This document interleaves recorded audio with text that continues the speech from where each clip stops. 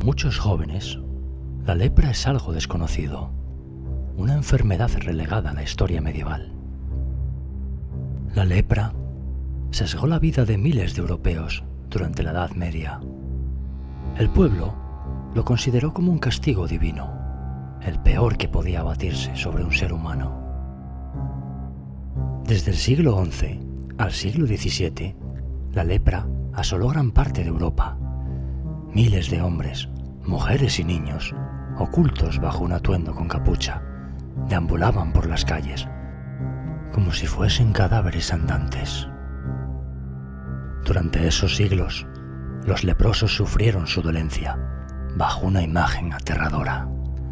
Sus cuerpos, mutilados, gangrenados y con deformidades, despedían un olor nauseabundo, desafiando el umbral entre la vida y la muerte, ya que los cuerpos se iban pudriendo en vida.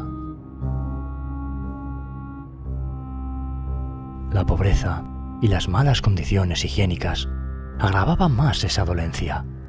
Sus pieles perdían la sensibilidad y, sin darse cuenta, infectaban sus úlceras cutáneas debido a los rozamientos. En una época donde no existían los antibióticos, los médicos del medievo no lograron una cura efectiva. Sin embargo, en ocasiones realizaban sobre los pacientes sangrías y purgas. A través de la flebotomía, que consistía en seccionar grandes venas para limpiar el hígado y el bazo de aquella sangre impura, recomendaban que el paciente ingiriese abundante caldo de serpiente, por la creencia de que un veneno expulsa otro veneno. Les ponían sanguijuelas o diversos ungüentos, taponaban sus narices con mechas empolvadas en óxido de plomo.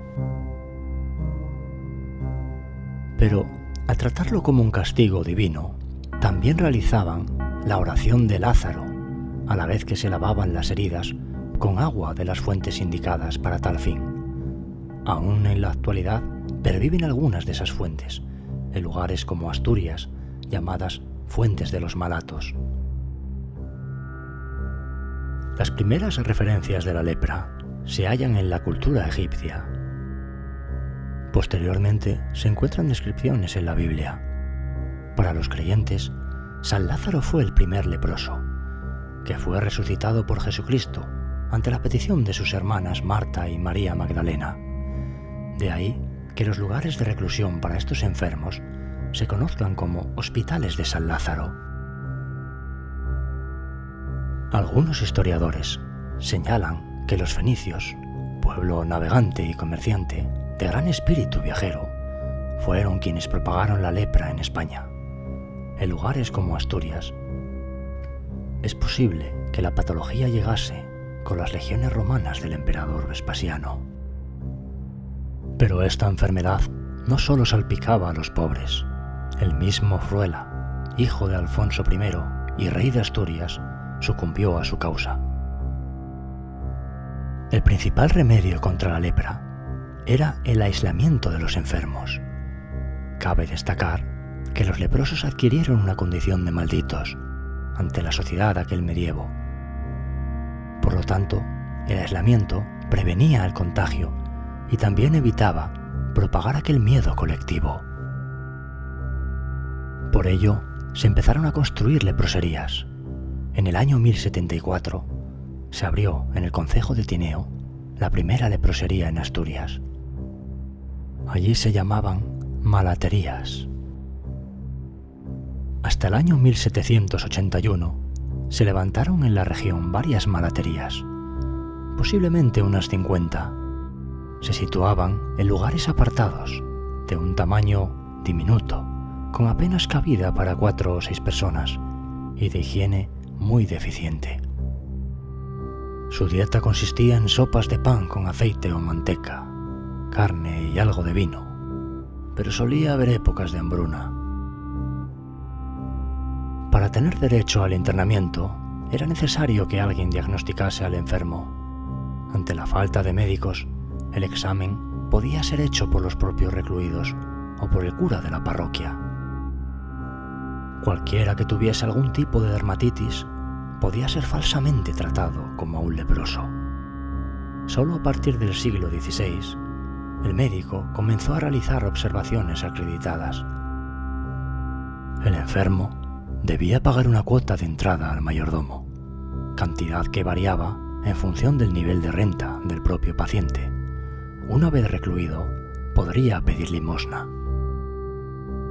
Existió la prohibición de que estos enfermos entrasen a la ciudad más que una vez al año, en concreto el Día de la Cruz, ya que tenían la peculiaridad de estar muertos para el mundo.